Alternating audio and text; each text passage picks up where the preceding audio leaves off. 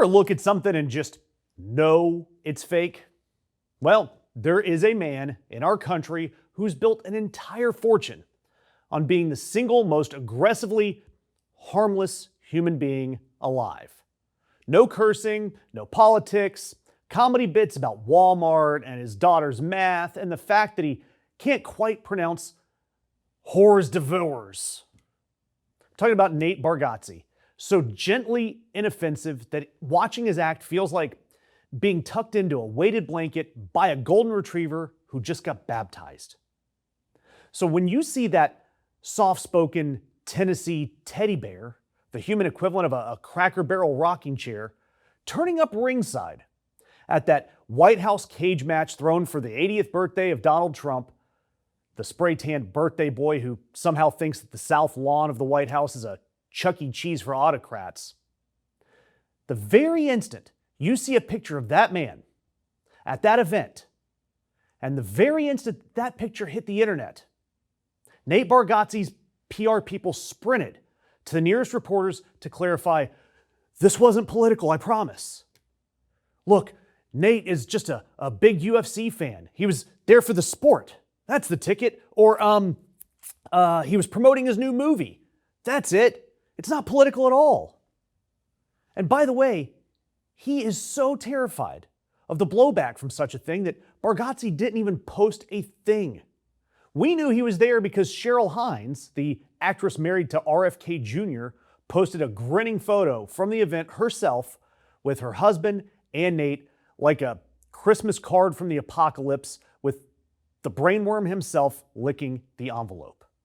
And look, the apolitical everyman routine, it only works if you believe that the poor guy wandered in by accident and thought that the White House octagon setup was somehow a Bass Pro Shop demo. But you and I, we know better. And according to a source close to Bargatze who spoke to the Daily Beast, Nate discussed the appearance with his team beforehand. They all knew in advance that him showing up would be read as a political statement. And he went anyway. He knew what it meant to be there. And the fact that he didn't want to post about it, that tells you everything. Because even Nate knows that supporting Trump automatically reduces your potential audience by about 50 or 60% of the country. But to quote the great Geddy Lee of Rush, if you choose not to decide, you still have made a choice. And what he's finding out is that choosing to never take a side is itself a side. And when your money comes overwhelmingly from one half of the country saying, I stay out of politics, that's not neutrality. It's nothing more than PR gobbledygook served with a side of, aw, shucks. This is the softest, most cowardly position a man in the spotlight can take, and he hands it to you wrapped in faux humility, like we all fell off the turnip truck with him yesterday. And look, this isn't one incident. All right, Bargatze's taken meetings with Senator Marsha Blackburn about a theme park that he's trying to build. He's smiled for pictures with Ramaswamy. He's rolled up to this cage match at the White House alongside Tony Hinchcliffe and Shane Gillis, the exact manosphere comedy crowd that helped turn political illiteracy into the rabid fan base that got Trump elected. And he shows off this wholesome faith and family packaging. You know what? That's not selling anything either.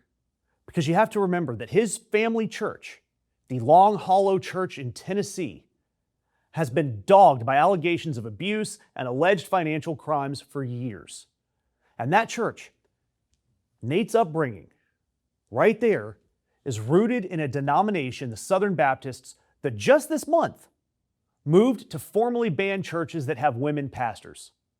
So sure, he's got clean comedy. I'm so glad that he doesn't use swear words.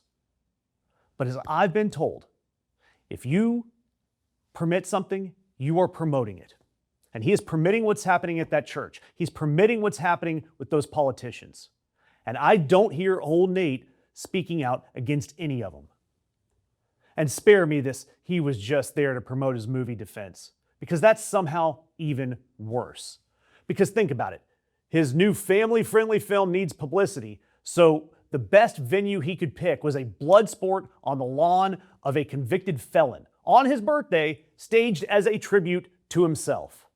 Yep, totally the target audience for family-friendly fun. Nate Bargatze is calculated. And a guy that calculated about his brand doesn't accidentally end up next to RFK Jr. That's something he maps out. The aw shucks confusion at the end, it's part of the act. And it's the same way that the missing cuss words are all part of his act too. It's all performance. It's fine-tuned to keep both sides buying tickets while he's quietly rubbing elbows with the MAGA elites.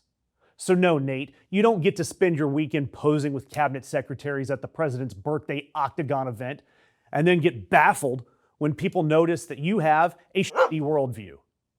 You don't get to cozy up to a church and a denomination that marginalizes women and stay silent about it. Silence in that room isn't being above it all. It's a vote. It's a statement. And frankly, Nate Bargatze hopes that you weren't listening when he makes statements like that. The harm of this harmless everyman act is that it asks for the rewards of having an audience without ever risking a single thing to keep that audience. Like I've been saying to all of you guys though, if you like content like this, if you're missing this from the mainstream media, the easiest way to support independent creators like me or any of us out there is to engage with us. You might not think it makes a difference to click the thumbs up button or to click that bell icon or leave a comment, but trust me, it means a lot.